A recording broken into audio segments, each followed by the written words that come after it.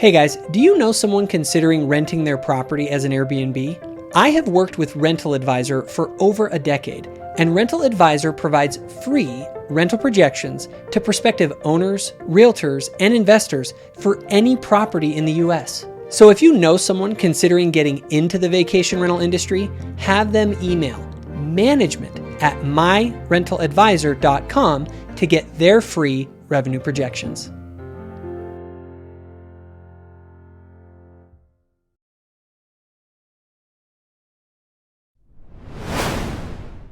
So in my previous video, we talked about the woke worldview and its obsession with correcting power imbalances between groups.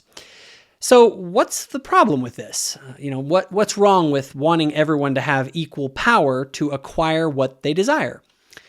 Well, honestly, it's hard to know where to even start with this. First we could point out that people want different things. So do we really want everyone to have equal power?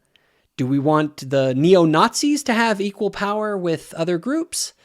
When you really think about this, it seems pretty clear that some kind of an objective moral standard has to guide what objectives we want to empower and which ones we want to keep power from.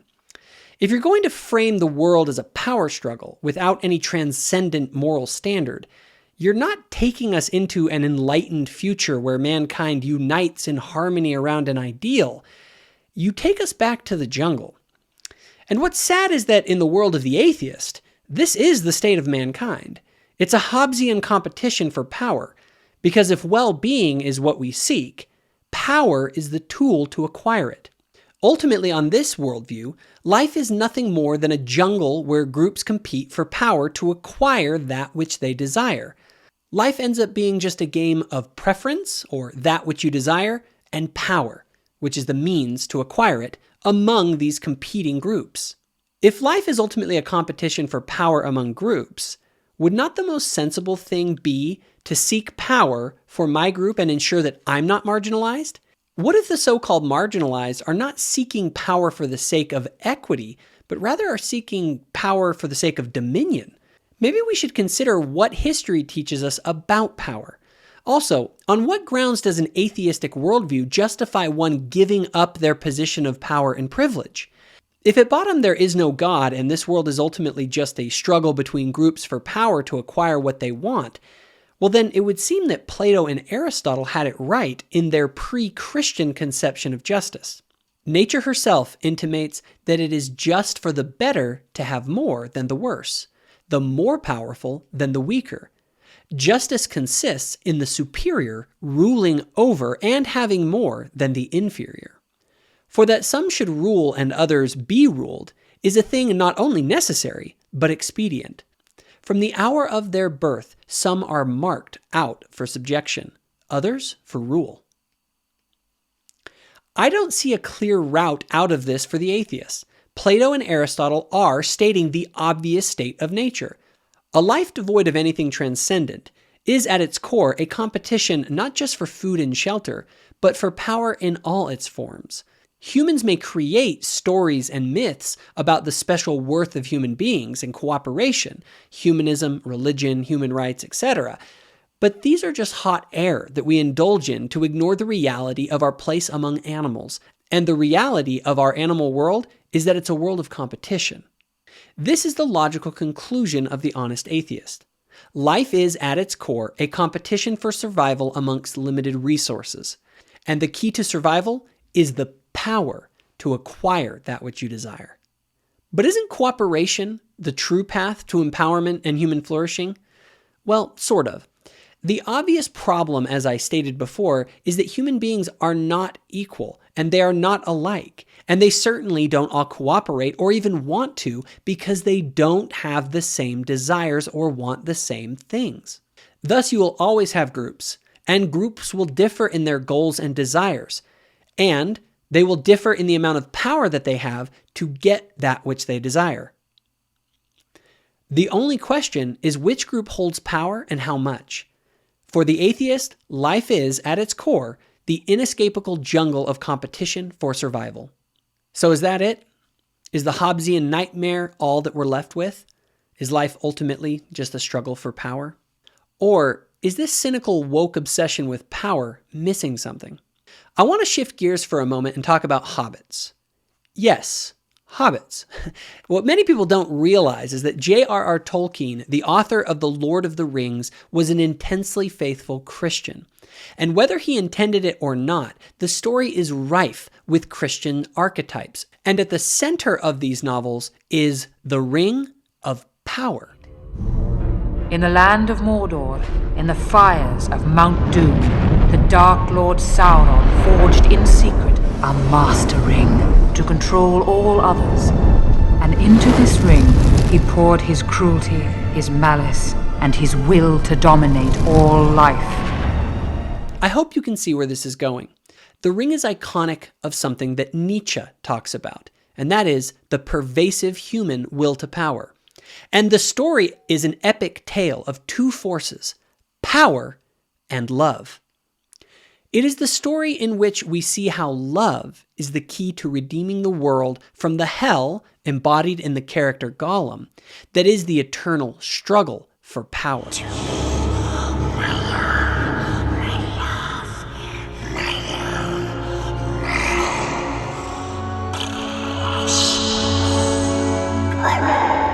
It is the story of how humility, love for one another, and faith, embodied in the character of the hobbits, are able to withstand the will to power.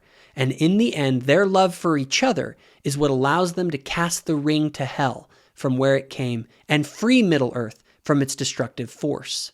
You see, the Christian mindset abandons the jungle mindset of power altogether. The true Christian says, give all power to God. The Christian says all mankind, especially he that is least like you, is your brother. It abandons the rife tribalism and competition for power. The Christian says the most powerful of all gave it up and descended below all, dying out of love for you. The Christian says that we too should embody this kind of love. The Christian says that as a child of God, you have worth and rights that come from a power higher than the powers of this world. The Christian says that there are no groups, only brothers and sisters to love. For there is neither Jew nor Greek, there is neither bond nor free, there is neither male nor female, for ye are all one in Christ Jesus. In the end, the Christian abandons the entire dog-eat-dog framework. Like those humble hobbits, Christians want to cast the ring into the pit, because they think that God, rather than their desires, is the center of the universe, and that God is love. Love is more than just cooperation and feelings of affection in the Christian worldview. Love is a willingness to sacrifice for the good of another because the other is seen as an ends just as valuable as oneself. The Christian struggle is a struggle to love as he loved, not a struggle for power against your neighbors.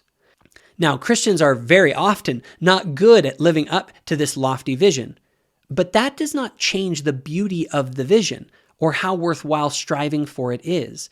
In fact, I can't think of a higher goal for one's life. What possibly could be more powerful than love?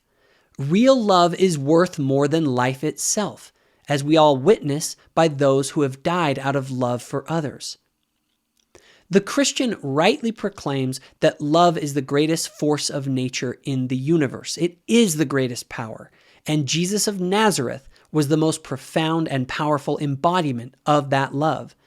Jesus was not some political reformer per se. He was about spiritual transformation. He sought to go into the deepest part of each one of us and transform it through love, because a truly just society is not imposed from the outside in, but emerges naturally from the inside out as a consequence of those who love one another as he loved them. If only there were evil people somewhere insidiously committing evil deeds, and it were necessary only to separate them from the rest of us and destroy them. But the line dividing good and evil cuts through the heart of every human being, and who is willing to destroy a piece of his own heart? When you compare the dog-eat-dog power battle way of seeing the world and compare it to the Christian mindset, you can see logically why the ideas about love have played an integral role in the development of prosperous and peaceful civilizations, despite the constant pull of human nature trying to take us back to the jungle. Western society has been struggling upward out of the jungle and has done so more successfully than any other civilization because of the Judeo-Christian ethic. The crowning achievement of the Western struggle toward a good society has been, in my opinion, the United States of America. America at its core is not a people or group, but as Bono rightfully said, it's an idea. It's not a right-left issue. It's a right-wrong issue. And America has constantly been on the side of what's right. Because when it comes down to it, this is about keeping faith with the idea of America. Because America's an idea, isn't it? I mean, Ireland's a great country, but it's not an idea. Great Britain's a great country. It's not an idea. That's how we see you around the world, as one of the greatest ideas in human history, right up there with the Renaissance, right up there with crop rotation and the Beatles' White Album. You and me are created equal. That if we have dignity, if we have justice, then leave it to us, we'll do the rest. This country was the first to claw its way out of darkness and put that on paper. These aren't just American ideas anymore. There's no copyright on them. You brought them into the world. These truths, your truths, they're self-evident in us. America's most basic and central idea is a Christian one. It's the recognition that all men are equal in the eyes of God, regardless of what group they belong to. And Paul says that this understanding of the crucifixion of a slave, the worst imaginable death, the most humiliating death, that in some way this has totally set the world on a new axis. Now this covenant is for everybody across the face of the earth. There is no Greek or Jew, Paul says. There is no man or woman. There is no slave or free. And he founds this sense, this sublime sense of human dignity on the notion that all human beings are created in the image of God, and now God has sacrificed himself so that all may be freed, all may share in the liberation that Paul is preaching. Thus, we are fundamentally individual brothers and sisters, endowed by God with rights that no man or government can rightly violate, because those rights did not come from man. We hold these truths to be self-evident, that all men are created equal, that they are endowed by their Creator with certain unalienable rights, that among these are life, liberty, and the pursuit of happiness. And speaking of power, the American system sought to limit power because it knew its danger and embraced the notion that ultimate power rested in God, not in man. In sum, the idea of America was that God, not man, is at the center. This is why identity politics are both un-American and un-Christian. When mankind is at the center, life and society becomes a contest for which man or which group of people gets to occupy that center. When the throne of God is occupied by him, we can only do our best to seek him, according to the dictates of our own conscience, and in a Christian context, see ourselves ultimately as equals in the grand scheme of things. While a person may reject the existence of God, they cannot deny the change in the dynamic that happens when the idea of God takes root and firmly places him in his throne. Now, this is a lofty vision, and obviously in the real world competition exists, and the Christian must live in the real world and compete to stay alive. But the Christian vision is one of subversion. It's a work to transform this fallen dog-eat-dog world from the inside out. The idea is to be in the world while working, as C.S. Lewis put it, behind enemy lines, to gradually subvert the will to power through love in whatever way we can, starting with our own will to power. Where love rules, there is no will to power, and where power predominates, there love is lacking. One is the shadow of the other. So what is this world that the Christian is trying to build? It's a world in which all power is vested voluntarily into the hands of God, and where love is voluntarily given to one another. It's a place where there is no government because there is no need for it. There are no rich and no poor, no powerful or servant classes. It's a place where the lion and the lamb lay down together as we live God's laws, which allow us to harmonize our existence like an orchestra of different instruments, all playing the same song. This is the kingdom of heaven on earth. This is what we as Latter-day Saints mean when we say Zion.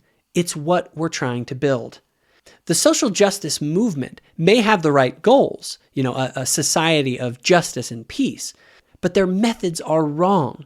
They have fallen prey to the same temptation as Isildur. He kept the ring, thinking he could use it for good, and thus did not cast it into the fire. The power of man is not the way of the Christian.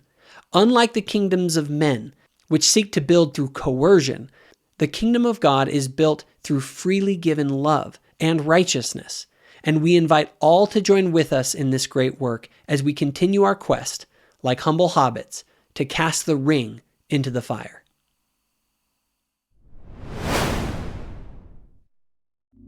So do you enjoy the content here on Thoughtful Faith?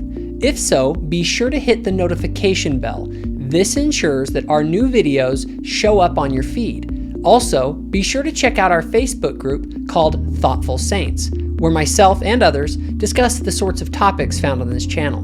And lastly, if you think other people would benefit from this video, please be sure to share it.